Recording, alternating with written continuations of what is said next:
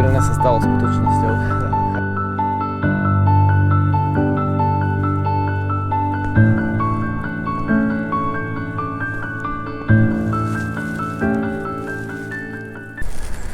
Krásne dobré ráno, priatelia. Trenčín, Brezina, Kukučinka Challenge. Dnešná súťaž, dnešný tréning, dnešný výjazd. Kukučinka Challenge znamená nič iné, len to, že 2 hodiny od 10. do 12. budeme loziť hore-dole po Kukučinovej ulici túto na Brezinu. Čiže spustíme sa dole, vyšlapeme hore a zase hore-dole. Je to kopec asi, ja neviem, kilometr a pol, 150 výškových nejakých plus minus. A kto to sa vyškrabe teda za 3 hodiny najviac, tak ten bude neoficiálny aj oficiálny víťaz. Je to taká priateľská súťaž, ktorú organizuje Cykloshop, internetový obchod, ktorý má aj 2 kamenné predajne v Trenčine a Bratislave, plus klub športových nadšencov Kade Tade. Takže kade? No tade, na Kukučinovú ulicu. No,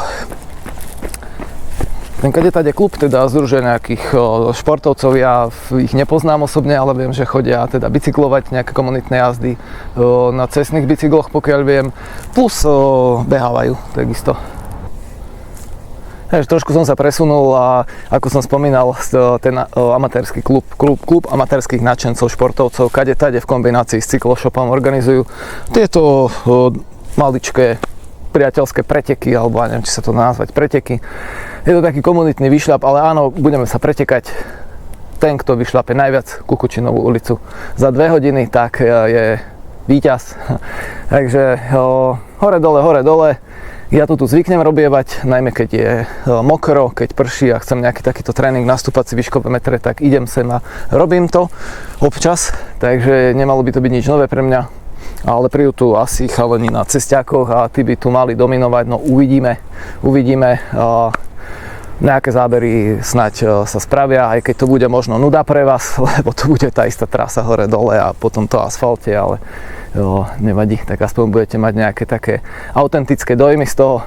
Takže priatelia, o 10. je štart a vidíme sa na trati. Sa budeme točiť, hore máme taký stolík, je tam papier, pero, každý tam má si svoje meno a budeme sa robiť čiarky. Zabudneš čiarku, dopíš si ju potom, ale neukázajme, hej. Kto bude najrýchlejší, tak proste získa ten cyklopočítač, takže ja si myslím, že aj keby ste ho predali potom, tak dobrá motivácia si zamakať. A poďme poriadne vaty, ja vás naháňať nebudem. Ja to vyhľadať tak nemôžem, takže to je... Mere premávky, dobre? No a dávajte si pozor, lebo ľudia to chodia, hlavne v jazde, neštíknite sa nikde a 2 hodinky proste, keď už nedokončíš kolo, vieš, že ho nedokončíš, tak zbytočne ti pôjdeš hore dole, takže vieš, že to nedokončíš, tak už nekončíš. Budeme to merať, ja si to teraz presne lapnem, aby to boli 2 hodiny od teraz, jak začneme šlapať, hej. Takže poďme, 3, 2, 1, tak. No poďme.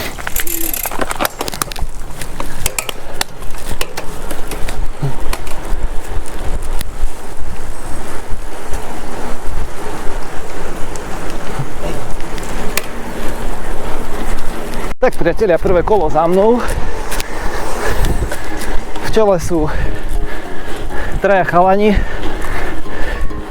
2 na cestiaku, ak som si dobre všimol, a 3 je Stano Chorvat. A ten ide nesúťažne.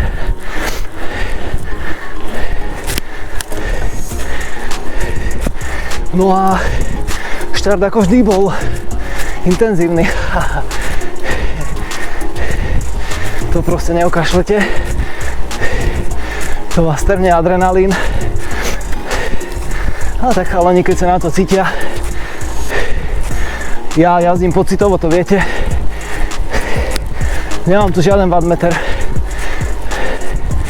Neviem svoje tepy. Takže keď som cítil, že na nich nemám v tom úvode, tak som sa odpojil a už si idem svoje.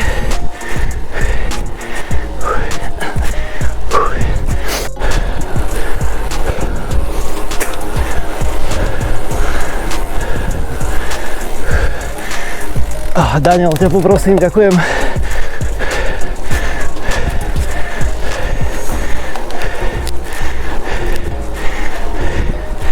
Tak si tam vždy nahlasíme výjazd. Zapíše nám čiarku chalanisko.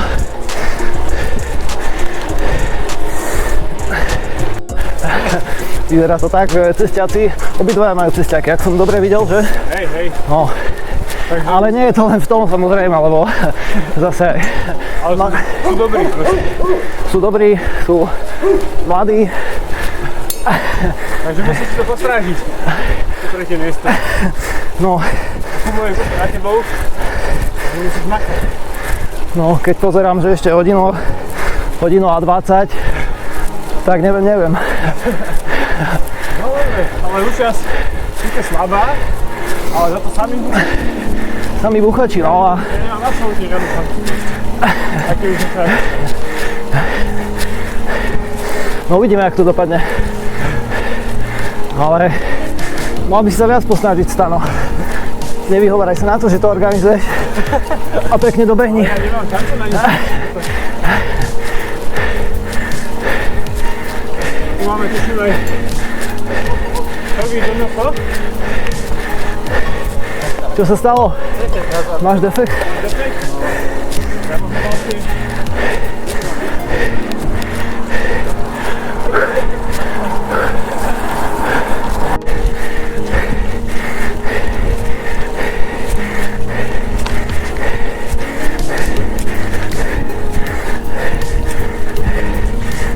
Ale ste sa zapísať do súťaže dvojic, Vlado.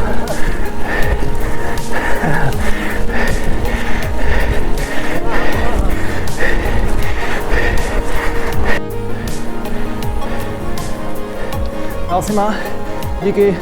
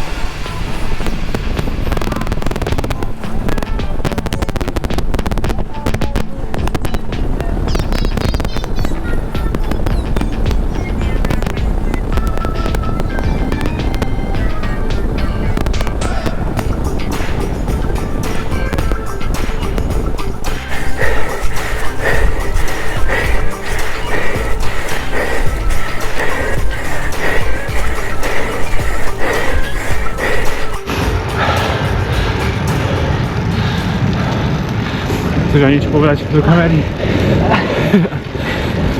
No, som taký impulzívny jazdec. Ja idem úplne mimo všetkých tabuliek. Asi naopak ako všetci, ale to som ja.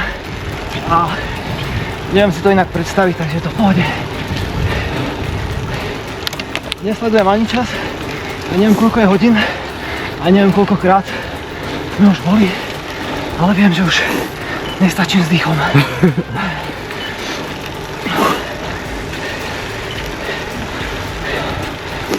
Presne hodina. Hodina 4.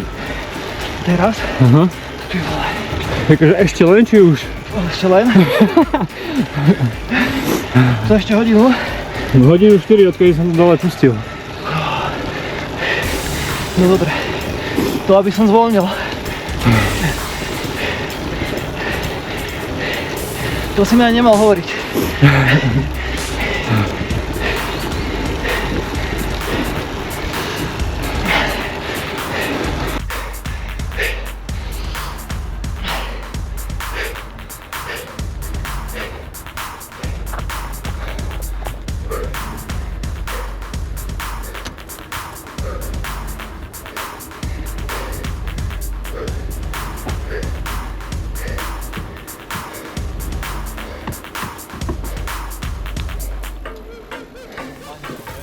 Yeah.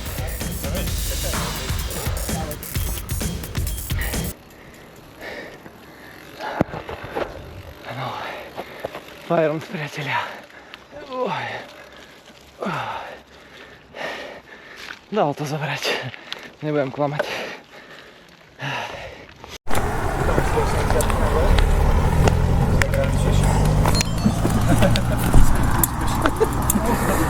To miesto z Bončina nahradzuješ, tu ideš, aby... Áno, tak práve, hej. Ešte raz, to máme aj dosť, hej. že aj keď účasť bola slabšia, o to viac borcov sa tu dneska zišlo. Jednak akože búchači veľký, zároveň obdiv aj túto pre dvojicu. Tatino vyťahol malú na kopec a ťahal hore kopcom. Moja teória ale taká, že vás ťa nechcela žena samého pustiť, tak musím si zobrať teóriu. Viem, aké to mám aj ja doma. No dobre, najviac okruhov mal jednoznačne tuto borec Peťo. Ja som si zapísal meno. Peťo Kravec, pardon. Paráda. To reprezentant, ty robíš triatlon, že? Robím. Popri práci sa snažím Hej, niečo akože bolo to vidno, ja som videl, že tento keď príde, tak to proste vyhrá, takže 15, koľko? 15 kôl, brutálny výkon, zaslúžiš si Paráda. odmenu, užij si od Cykloshopu. Druhý borec, toho som tiež typoval, že bude druhý, takže to je Adam Kvet, mladý chalán, počkaj, teraz neviem, ktorá to bola. Mladý chalán, ten mal okolo menej, tak musíš sa snažiť na tých starších ľudia. Ale vraj on nebicykluje, takže že vraj ty beháš. No, necyklista. Pekne. No a tretí borec, ktorý tu so mnou na kukučinke trávi veľa času. Detko. Dano Marás. On má aj YouTubeový kanál, inak pozerajte ho. Bicykluj s dušou. Takže Díky. on nás často tam spomína, takže taký náš spolutvorca. Hovorí, že my tu spolu trávime hodiny a hodiny času, keď prší hlavne, že? Takže dobre si išiel. No, poznám to tu. No. Tak v rámci mojich možností a veku a bicykla a jedno z druhým, takže... Dobre, každý ešte dostanete flašky, tu vám potom rozdám. Ďakujem, že ste prišli všetci. Dúfam, že na budúce zase niečo takéto spoločne vymyslíme a poďte si ešte domov užiť pekný deň. Má byť slnečno, vyťahnite ešte rodiny, vychoďte vytočiť na pivo. Na pivo, no. A vidíme sa niekedy na budúce zase. Čaute. Ďakujeme za akciu, díky. Čaute.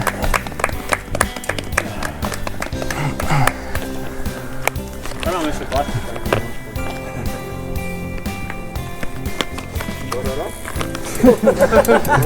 Treba teda povedať, že po správnosti by bol tretí Stano, ale on nesúťažil, lebo to organizuje, takže... Ale Stano je borec a to, keď zatiahne, tak ja môžem dušu vypľuť, takže... Mal som jedno šťastie, že tu bol dnes nesúťažne a potiahol ma veľakrát, dal mi aj gel a ma natočil a taká moja pravá ruka dnes a domestika hovorca, takže ďakujem Stano. Priatelia, tak akcia je za mnou, za nami. Ďakujem ešte raz Cykloshopu aj klubu amatérskych športovcov, cyklistov, bežcov Kade Tade, ktorí to zorganizovali. Účasť bola taká skromnejšia, lebo ja to tu vo videách často spomínam, čo je na škodu, že ako náhle sa ochladí, príde október, november, zima všeobecne, tak ľudia žiaľ už odkladajú bicykle, ale za mňa nie je dôvod, lebo dnes už je toľko kvalitných funkčných vecí aj za dobré ceny. Dá sa obliecť, dá sa navrstviť, dá sa bez problémov jazdiť aj v októbri, keď je sucho, úplne bez problémov. Takže možno motivácia pre vás, že neodkladať bicykle, ako náhle sa trošku ochladí, ale bicyklujte ďalej. No ako to dopadlo, tak 2 hodiny sme sa tu mordovali s týmto kopčekom. Víťaz bol teda nejaký amatérsky, možno aj bývalý profesionálny, to som presne nezachytil, ale skrátka triatlonista, mladý chalanisko, ten to dal 15 krát, druhý bol zase mladý chalanisko, tiež údajne skôr bežec ako cyklista, ale všetko mláďasi, počítam tak o 20 rokov mladší odo mňa, ten to dal 14 krát, ak si dobre pamätám, no a ja som to dal teda 13 krát. Stano, ten bol predo mnou, Stano Chorvát z Cyklo-shopu, ale ten, keďže to organizoval, tak išiel nesúťažne, ale samozrejme on by ma tu zdolal, aj by ma tu zdolal, to bez debaty, no ale tak vďaka tomu, že bol nesúťažne, no tak ja som teda dobehol, dobicykloval tretí a dal som to teda 13 krát. Ďakujem Stanovi za pomoc počas tých pretekov, lebo tak sa motal okolo mňa, stále mi čosi tam nejako to zamotivoval. Kázal mi, aby som jedol, na čo ja dosť často zabudám, dal mi aj gel, takže to mi isto pomohlo. A ako vravím, ja som skôr taký impulzívny jazdec, že ak to cítim, vtedy zaberiem a chalanisko, tuším Jakub za mnou, bol tak štvrť kola. Celý čas, ten ma naháňal a ja som si tak vizuálne vždy strážil, keď som išiel aj dole, aj keď som išiel hore a tak môj taký mikrocieľ bol, aby sme sa vždy míňali stále aspoň v očosi väčšej vzdialenosti, aby ho to svojím spôsobom deptalo. Aj to som o tom teda na konci hovorila. Priznal, že áno, že bolo to také demotivujúce a to poznám sám na sebe, keď niekto je pred vami a vidíte, že vám uniká, no tak vás to tak ako keby psychicky trošku láme. Takže to bol môj cieľ, toho som sa držal, vedel som, že na prvých 2 teda nemám. A dopadlo to teda takto. Príjemné bicyklovanie, fakt v krásnom jarnom počasí, slnečko vychádza, jasná obloha a pol dňa ešte nádherného pred nami, takže idem si to užiť. Vám ďakujem za pozornosť a budem vďačný za odbery, lajky, ako zvyčajne komentujte, píšte a mávajte sa krásne, dávajte na seba pozor a hlavne bicyklujte s dušou, priatelia, ahoj.